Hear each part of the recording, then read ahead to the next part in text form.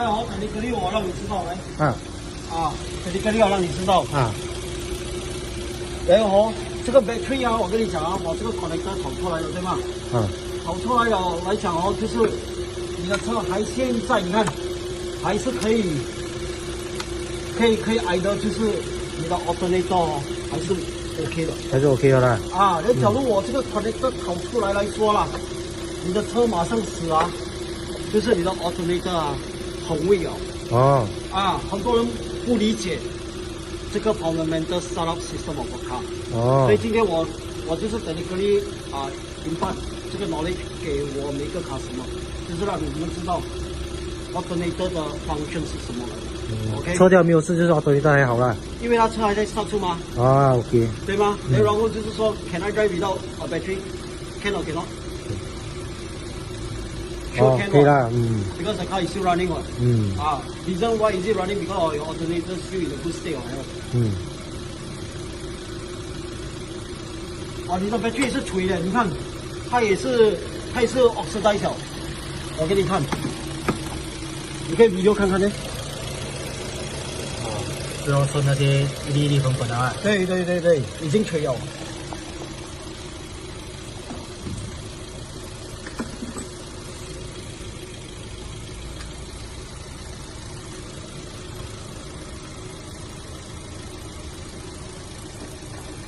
你这边24小时啊？24小时啊，对啊。那 OK 啦，这样。什么事都可以打给你啊。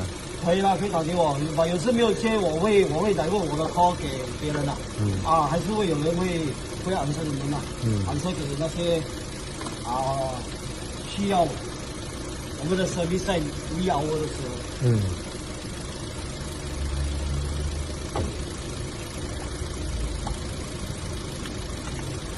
你再不照顾来讲哦，你的头就像刚才我给你看的那样。好了，要怎样照顾啊，这里？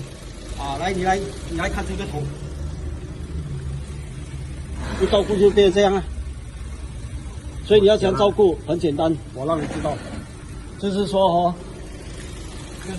你每个 servicing 对吗？6个月，不然就是1万mileage。whichever come early 啦。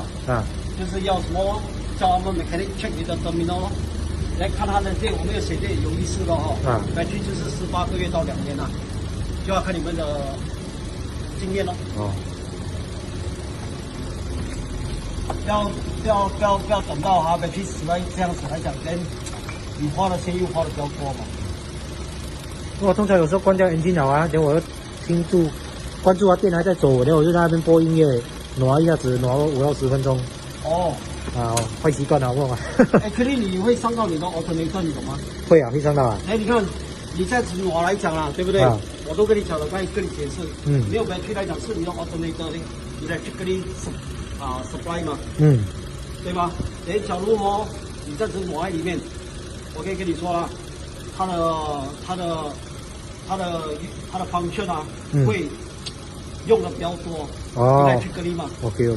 所以长久来讲，它的 wear and tear 的 degree 会比较多。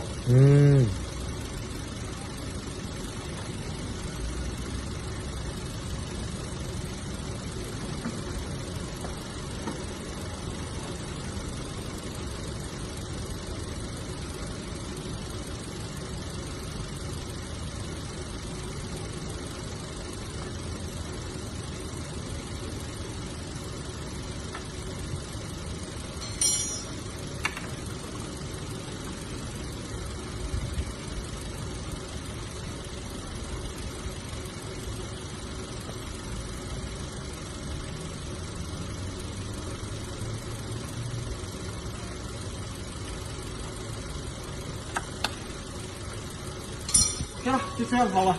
OK，Thank you bro。